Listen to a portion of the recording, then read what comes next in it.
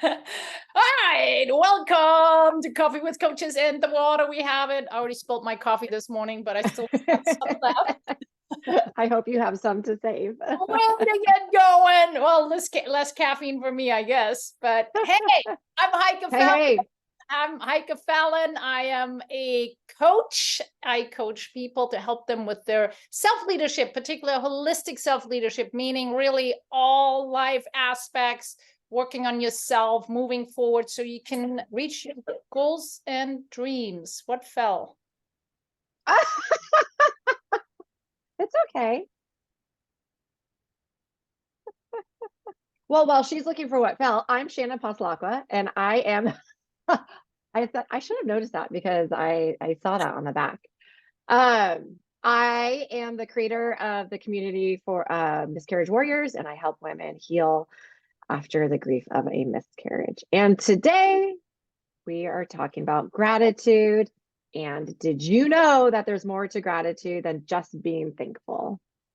Yes. And honestly, I'm so thankful that we can still have a good time talking about serious topics here, but we can have a good time. And yes, we're gonna talk more about gratitude practice, because oftentimes I think it's like I've seen it with my kids when they're in elementary school. It's just they just ramble it down. What are you grateful for? And then you just put it down. And oftentimes it's been more and more in the feeds, in the news about being grateful and thankful, but we have lots of research how beneficial it is, but it doesn't work if we're just kind of like, yeah, I'm grateful for my family. Done, right. Did it. It's not a checklist kind of thing. It's really more to it. And we're going to talk about too, when it's tough, right? It's not always easy when we have certain life situations going on, to be grateful. It's hard. And we're definitely going to cover that in our session today. So stay with us. We're going to cover it all. So like I said, I like to start with, how do we even do it most effectively, efficiently? Because the research shows it definitely has an impact on our emotions, on our well-being, on the happiness, on decision-making even, because of the regions of the brain that it activates when we practice gratefulness, which are mainly prefrontal cortex, so the area here in front where our thinking is, and as well as the anterior cingulate cortex, which is also a part where emotions, empathy, those type of things are processed. And when we practice gratefulness, there's neurotransmitters released, which is mainly dopamine and serotonin. Both are the ones that are involved in feeling better, happiness. So that a little bit for the science component to keep it more simple, but we can really— Can I add a little more science to it as well? Sure. So I think most of us are born at a baseline of what our happiness level is, and this when you meet certain people. Some people are just up here, always like happy, joyful, grateful. And then there's people like here, like me, that are kind of, we're good. Sometimes pessimistic, sometimes optimistic, sometimes grateful, sometimes, and it's really difficult to change your baseline up, down, whatever it is. However, the studies have shown that when you have a gratitude practice, you can move your baseline up 1 or 2 points. You're not going to become the person that's like me up to like Pollyanna, but go up a couple levels, which I think is a good thing to focus on. And I think goes into the science of gratitude. And now we can talk about how to do it effectively, because like we said, it's not just, I'm just going to write down a few things that I'm grateful for. Yay, there was a great sunrise or whatever. There's more to it. Actually, now I have to add one to your comment there. I have not seen I've not seen that study, but that very well be the case. But also it matters our environment. The environment has a huge influence on our perspective on life, what kind of people we're surrounded. So a growth mindset and all those type of things. So it's with that said, it's a really more complex, Sure. situation in general, but the key understanding is we can change by practicing gratitude. We have an impact on the brain. We can rewire the brain. New neural connections are formed alone because of the positive thinking. And we do know that the brain believes itself the most. So whatever you tell yourself, you believe. And if there's negative thoughts you have, the brain will believe that to be true. If you have positive thoughts, the brain will believe that positive thought, and it's really a skill. So the more we practice gratitude and have more positive thoughts, it's rewiring the brain, and it's like a skill. So now, unless you want to add something to that. No. Let's go on to the effective ways. Yeah. To So practice gratitude. the way the study I've and read, or different strategies that I've heard about and made sense to me, let's say it that way. I'm pretty sure there's lots of different ways, but one is to make sure to really connect it to your emotions, meaning thinking of something that you're grateful for, being a little more specific, not just, let's say my family, I'm grateful for my family. No, like which family member or what part of family are you grateful for? Being a little more specific. Let it be the get together at Thanksgiving. I'm really grateful for, seeing my family members and the connection and get together, or it could be one person or something more specific. Then actually in your head, and visualization is a huge, powerful way of impacting the brain in a positive way as well. And so visualizing really that situation. So when you're sitting there, and I usually suggest close your eyes so you can, or I like it because when I'm visualizing, it helps me. Then here I see my to-do list. Right. So to actually close your eyes, and the situation that comes in your head, if you're saying like, okay, family, what part of family am I grateful for? Closing your eyes, and then really visualizing an event, maybe an event that happened in the past, reliving that event, that experience that you had, and then connecting it on, how did it make you feel? Like, did it make you feel particularly appreciated, welcomed? What was it really? Why are you grateful for? What emotions came up for you? And really taking that moment, connecting to your emotions, and really let that kind of flow. And really taking time with it. It's not done with like, bam, family, check, I'm right. done. Well, and that's when I first started my gratitude practice. It was more like, okay, I'm going to write 3 to 5 things down, which there are parts of that are good, right? Because what it does is, I would do it on a daily, I would do it daily. So in the morning, I would write down 3 to 5 things from the day before that brought me gratitude. And what that did for me was it made me keep my eyes open through the day to notice more things to be grateful for, which I think is really important.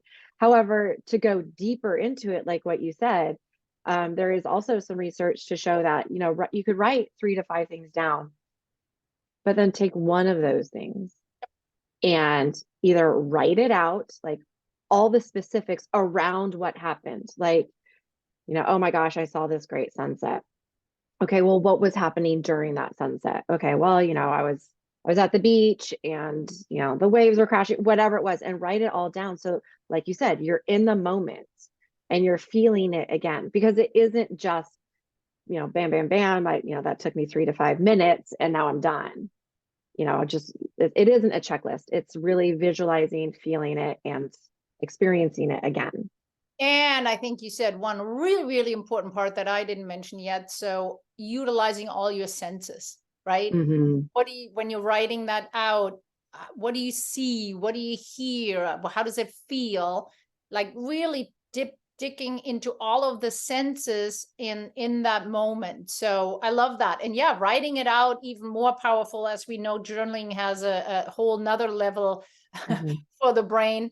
Not going into that right now, but yeah, that's really good to write it all out and take in a moment. Now, one other strategy that I've heard of, and also kind of integrated in my planner, which stands there, which you can get on Amazon. There's a daily gratitude practice in there because in the evening, because I didn't used to do that. And when I learned about how powerful it is, I'm like, it's so easy. It's free. Now I'm like, it's free. And what a great way to go to sleep. It's free. I learned it Have actually. all those positive things in your head when you're going to bed. So because it can impact your sleep when you go into bed more in a positive state of mind. There's definitely research out there, but also the happiness. There's done a lot of research on happiness, and the gratitude practice has such an impact in it. And that's how I got more into it. I actually did that from the Happiness Lab, the course during COVID, and that's where I kind of got a lot more into it. And researched a little bit more and integrated it more, and it definitely feels different when I did it and do it. So I have it actually part of the evening journaling in there, but more as a sentence. But I love your idea of more journaling on like one topic. But one strategy was to also go into different areas of life, not just, because we tend to maybe go more to, okay, my family and connections there. But somebody, I forgot his name, but they've done some research on gratitude practice and said, what are you grateful for, as far as family, work, your health, and the different areas in your life. And so that because oftentimes we, let's say, complain about work, right? Lots of my clients are unhappy in their job. And when they choose a gratitude practice, their first thing would be going to something that they immediately feel positive about, right? Because why would you think about work when you're upset about it? You wouldn't challenge yourself. And that actually challenges you a little bit to go into areas and look like, okay, there got to be something I'm grateful for about because the first thing that comes to mind is like, okay, this isn't great, but that goes along well also with the growth mindset. Yep. So challenge yourself into different areas of life, to not always stick to the one when you do gratitude practice. And the other thing that was there was very interesting, is that gratitude practice isn't something that you do in the moment and it's just for the moment it feels better. It actually translates, and particularly when you do it on a consistent base, it is a state that as you said, you even walking the next day maybe differently to the world, because things that we think about are more in the forefront in our brain, in our mind. And so when we walk the next day, we might be seeing something or being a little more aware of it as we move through the day. So it translates over for longer term as well, because it's just in different awareness for yourself as you do your next day or next week or whatever happens. So that really happens as well. Well, what I want to make clear also is that gratitude can be very difficult when you're going through some hard times. And I have a hard time talking to my clients and saying, hey, you can't get out of bed and you're really struggling with life, start a gratitude practice. Like I know for myself that when I feel like crap and I'm having a really bad day, or I'm just going through, when I was in my grief, seeing people say, well, just start with gratitude. That is too far out there. And it is, I think, almost demeaning to and negating people's trauma and negating their feelings and their grief. So what I like to start with is, and I think this is a term that's been coming around a lot more, is finding a glimmer. And a glimmer is more like, hey, was there something today or something that I noticed that just felt good inside, that made me feel good inside, that just sparked a little bit of joy, maybe a little bit of peace. So something like, I don't know, my dog doing something really funny or whatever. Like, to me, that's just like, oh my gosh, that was really funny. And that brought me some joy. And that's a glimmer. Yep. And so it doesn't have to be like, oh my gosh, it's almost like bringing shame into it and just saying like, it's negating someone's feelings, you know, when you say, we'll just find some gratitude in this. It's possible to just put the gratitude side to the side for a little bit and find just a glimmer, just something small, and keep trying to notice those things. I love that. I love that, because definitely when we're like super down, can't think of, I mean, when the world just collapses around you, real or not real, doesn't matter, because that's how you feel in that moment. Right. Your Right. own world collapsed for whatever reason, and there's not enough energy to even Right. think anything positive. Right. It's okay. Yes. It's about finding the one little, I love that. I like the spark. I like the, Yeah, it's like you you know, just like the when you say one, glimmer, you think of like a yeah, sparkle, right? yeah, And it's just just one like, oh, little just that thing. word makes you Yep. go, oh. Yeah. So one little thing, because at the end of the day, that's how the brain works too with habits, right? If we have one little success, as I always say to my clients too, one small step. It's about that you build up from one little step. It doesn't always have to be the big, when we say productivity, the big project. Sometimes one little step and you add up. Same in gratitude. It doesn't, if you do not feel like grateful for anything because your world collapsed, you know what? There's something, one little spark, just one. Yesterday I was feeling like crap, like just felt bleh. And I was in my office and I walked out of my office and I turned around to lock it. And I noticed my office was covered in ladybugs. There were like 10 ladybugs just on my office. And I was like, oh, Really, is it? what? It's not really the time for it. I think it is. I think it is ladybug season, but it was just kind of like, that was, oh. And it just made me feel good for a moment where I was like, that's really cool. I like actually that you said that, because there's a book that's called Awe, which is all addressing, it's a great book somewhere here. Yeah. Oh. It's really good. Love it. By Daha Keltner, and really addresses the point too of, and it hints into the spark that we're talking about, right? It's we as humans need these kind of little awe moments, and that can't be just a moment where you see a sunset and there's just a moment of awe, or it could be, like the one little glimpse of something that wows you for a second. Doesn't have to be the big wow, that one little glimpse that you were just talking about, how important that is for our well-being. And if you're feeling crappy and things are not going well, to just be intentionally aware of, there might be something where, even if it's like something where you doesn't make you feel good, but you just mind blown because you didn't expect it, and it could be, I just think it's important to validate the fact that we're not always going to be in the moment to find gratitude. We're not always going to be in a headspace to say, and I don't want to feel guilty when I feel like crap and I can't find gratitude. Like I want to, and I don't want my clients to feel guilty for not being able to find gratitude. So that's why, when you're in the middle of it, just look for a glimmer. Like there's no guilt. Just look for a little glimmer. It's a little glimmer. I love it. Love it. Now, one other thing is what I've learned over the years, and that kind of goes back into, I think it really came because of celebrating yourself. And we talked that in other episodes as well, how important that is. And I used to be terrible at that.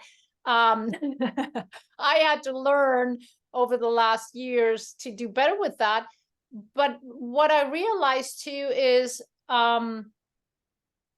oftentimes we think when, gratefulness, it's usually something outside, right? Like it's like another family member or something else, but to actually also look at something grateful for, the moment and situation I'm in right now, like, or where I have come despite the struggles I had with my health, and I'm not 100% where I want to be, but feeling the gratefulness of the journey that I've had to the point where I'm at.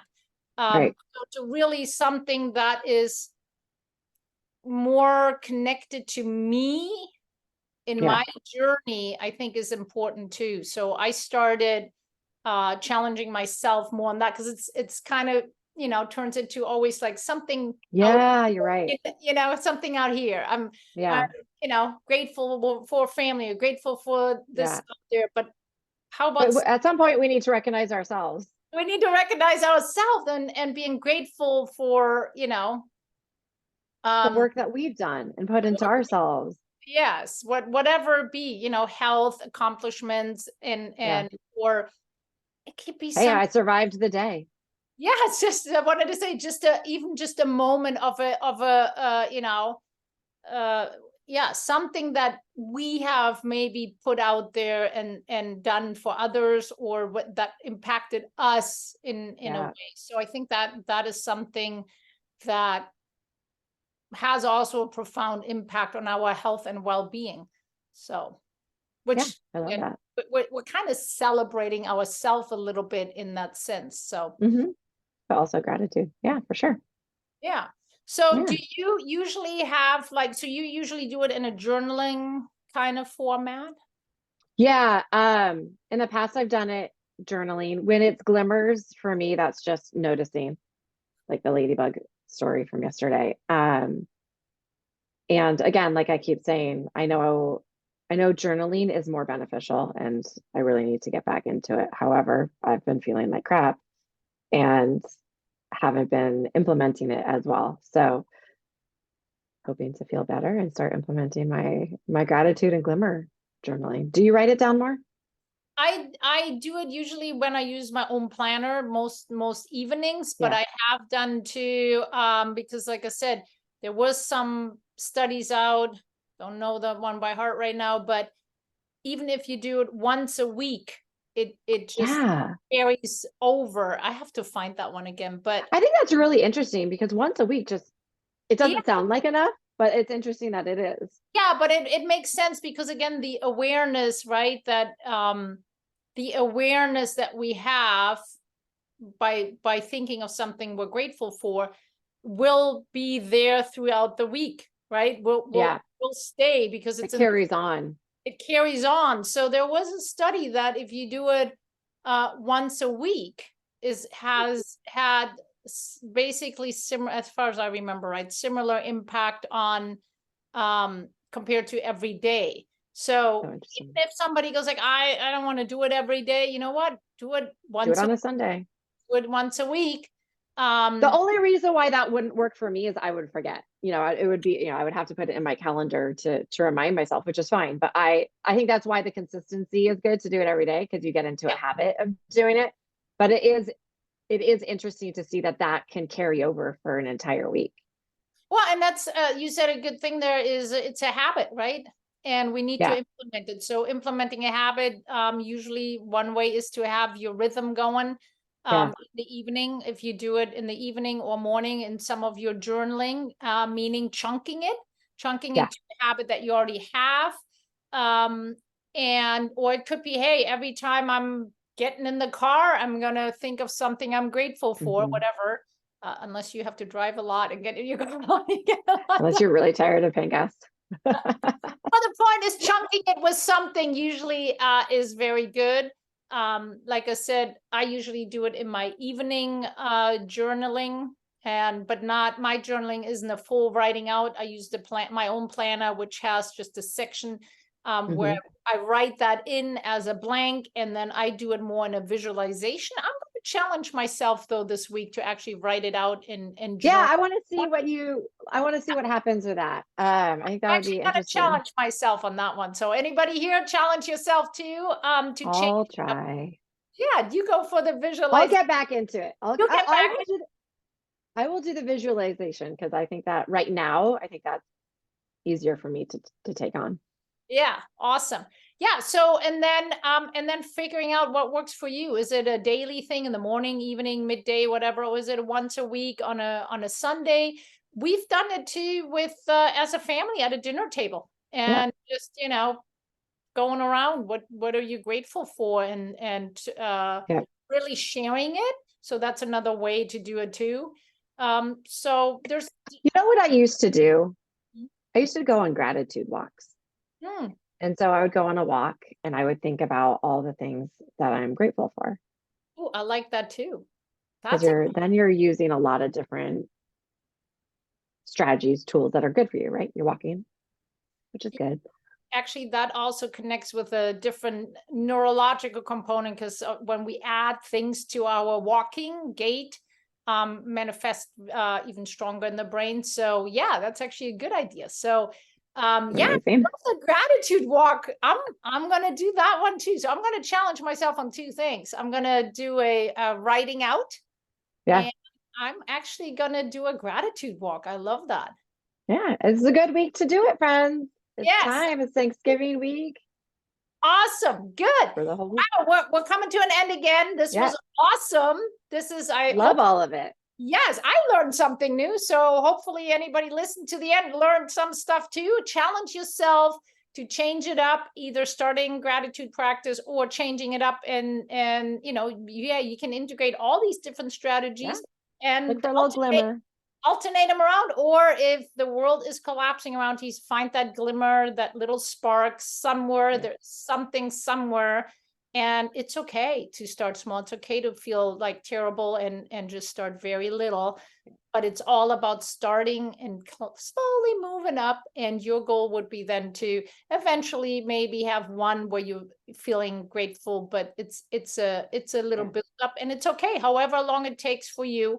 But it has shown to have a tremendous impact on our well-being, on our happiness, sleep, and all of the above kind of thing. And like I said, it's free. I like all the things, right? Everything costs always money. We can meditate, and we can be grateful, and we can do it anytime, anywhere. We don't need equipment. We can just do it.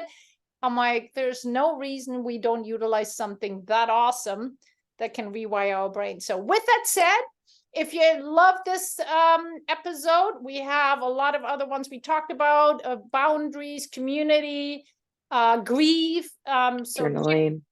Journaling. Check that out. We have some great episodes that we already have done. And until next time, coffee with we will see you. And always some water. Bye, Shannon. Bye. See you later.